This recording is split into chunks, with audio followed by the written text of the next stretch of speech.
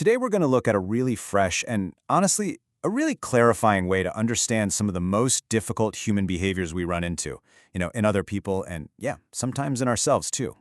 I mean, we've all been there, right? You're dealing with someone who is just so frustrating, and our first instinct is to just slap a label on them.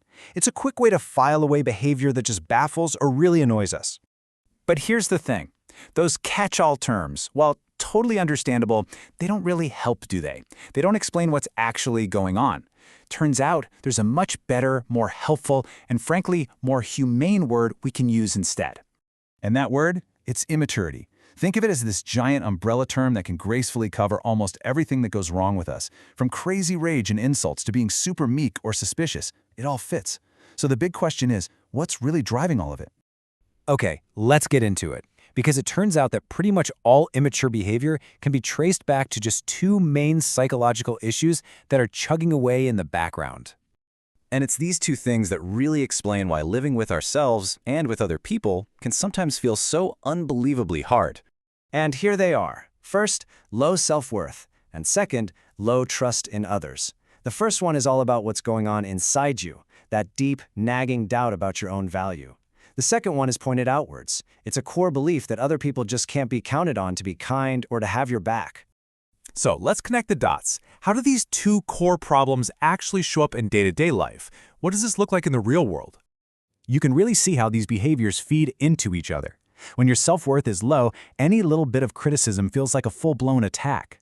That leads to this paranoid feeling that people secretly hate you, which of course makes it impossible to show your real vulnerable self. So what do? You might put on a mask of arrogance to protect that fragile ego, a kind of defensive shield that keeps everyone away. And you see a really similar pattern when there's low trust. If you truly believe that other people are unreliable or even out to get you, you just can't accept help, even when it's totally genuine. You're living with this constant fear of being attacked or disappointed, so you become emotionally closed off and rigid. You basically expect the worst from people because, well, in your experience, that's what you've always gotten. So, where on earth does all this come from? Well, it probably won't shock you to hear that both of these things, low self-worth and low trust, usually get traced right back to some not-so-great developments in our childhood. This quote just hits the nail on the head. It's such a core psychological truth. We aren't born knowing how to value ourselves. It's a gift. It's something that's given to us.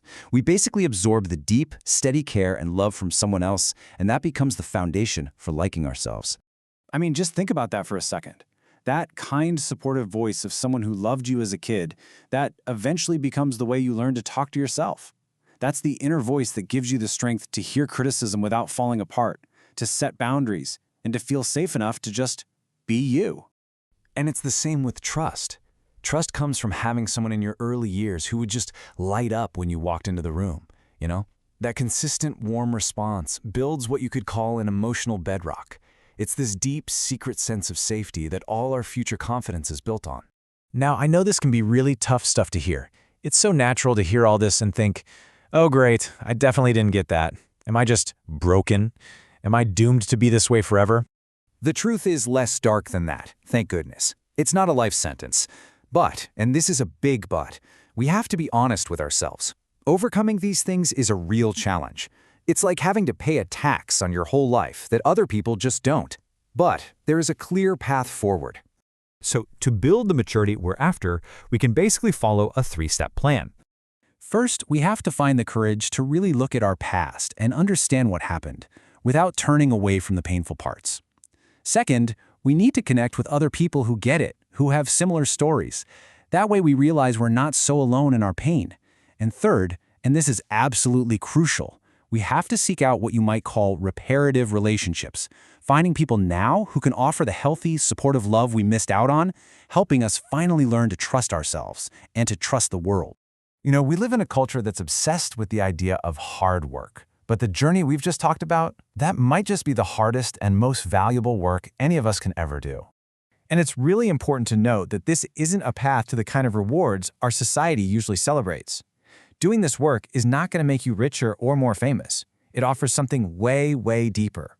Because even with all that, when you think about the effect it has on us and on every single person we interact with, healing our own immaturity is, well, it's possibly the most valuable work we're ever going to be able to do. It changes everything, and that is a journey worth taking.